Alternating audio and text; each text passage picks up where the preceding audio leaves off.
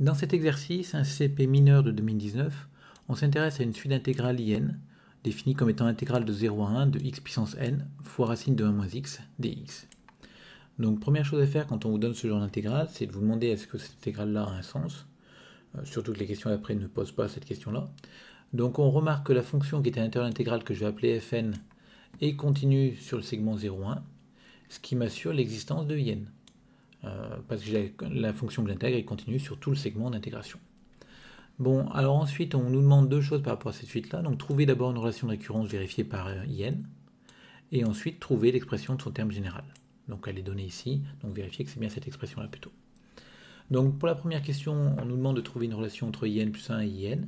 Assez naturellement, ici, on va penser à l'intégration par partie, en partant de IN plus 1. Donc, on aura quelque chose de la forme puissance de x fois racine de 1 moins x. Et vous remarquez que les deux termes du produit, je sais les dériver et les primitiver. Donc il va falloir choisir qui est-ce qu'on dérive, qui est-ce qu'on primitive. Mais quoi qu'il en soit, le x puissance n plus 1, je vais m'intéresser à n plus 1, que je vais avoir là. Que je le dérive ou que je le primitive, je vais obtenir des puissances du x globalement. Par contre, la racine de 1 moins x, si je la dérive, je vais obtenir 1 sur racine de 1 moins x. C'est-à-dire racine de 1 moins x sur 1 moins x. Et donc je vais me retrouver avec une puissance de xn, enfin une puissance de x, fois racine de 1 moins x, donc ça me va bien, mais divisé par 1 moins x. Et la question étant, qu'est-ce que je vais bien pouvoir faire de se diviser par racine de 1 moins x, de se diviser par 1 moins x, donc ça va plutôt être embêtant. Par contre, si je primitive ce racine de 1 moins x, je vais me retrouver avec du 1 moins x puissance 3,5, c'est-à-dire du 1 moins x fois racine de 1 moins x. Et je vais donc me retrouver avec quelque chose de ce genre-là. Et on voit qu'à ce moment-là, si on développe ici, on va obtenir du x puissance, enfin une puissance de x fois racine de 1 moins x, donc qu'on va reconnaître comme un IN, moins une autre puissance de x fois racine de 1 moins x, qu'on va reconnaître comme un autre IN.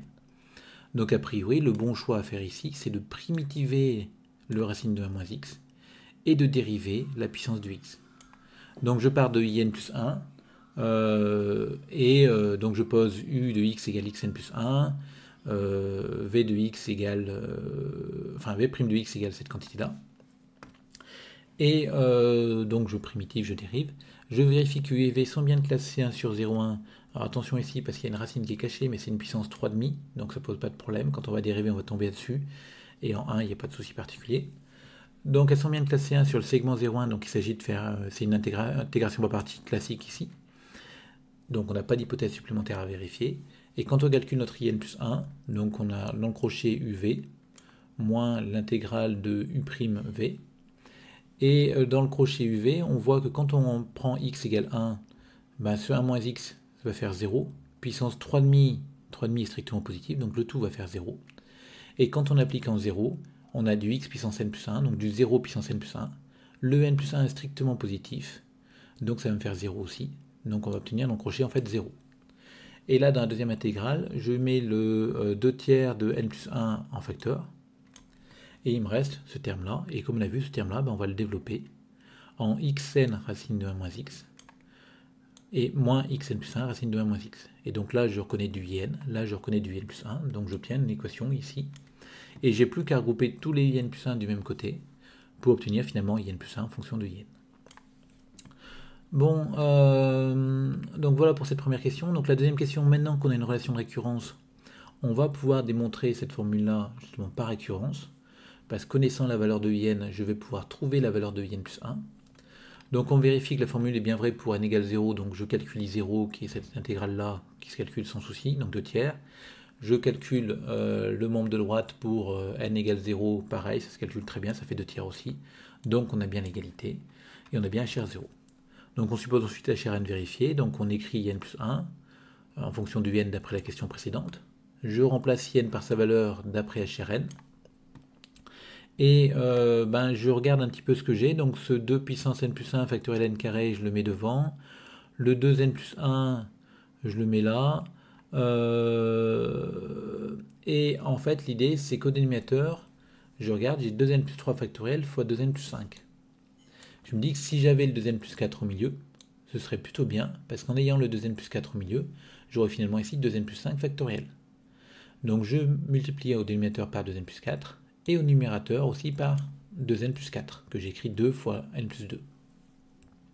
Et je laisse l'autre n plus 1 qui est au-dessus, pas de problème. Et finalement, je regroupe les termes. Donc là, les n plus 1, j'en ai 2. Là, j'ai n factoriel au carré, donc j'en ai 2 factoriel n. Donc en fait, j'ai n plus 1 fois factoriel n, donc c'est-à-dire n plus 1 factoriel, fois n plus 1 fois factoriel, c'est-à-dire n plus 1 factoriel, et donc j'ai n plus 1 factoriel au carré. Et les deux, j'en avais 2 puissance 2n plus 2 finalement, fois 2 fois 2, j'en ai 2 puissance 2n plus 4, c'est-à-dire 2 puissance n plus 2, encore une fois, au carré. Et il me reste quoi? Il me reste ici mon n plus 2 que je n'ai pas encore utilisé, et en bas mon 2n plus 5 factoriel, et j'ai bien la formule voulue pour j'ai bien la chaîne n plus 1. Donc finalement, par récurrence, j'ai bien l'égalité demandée.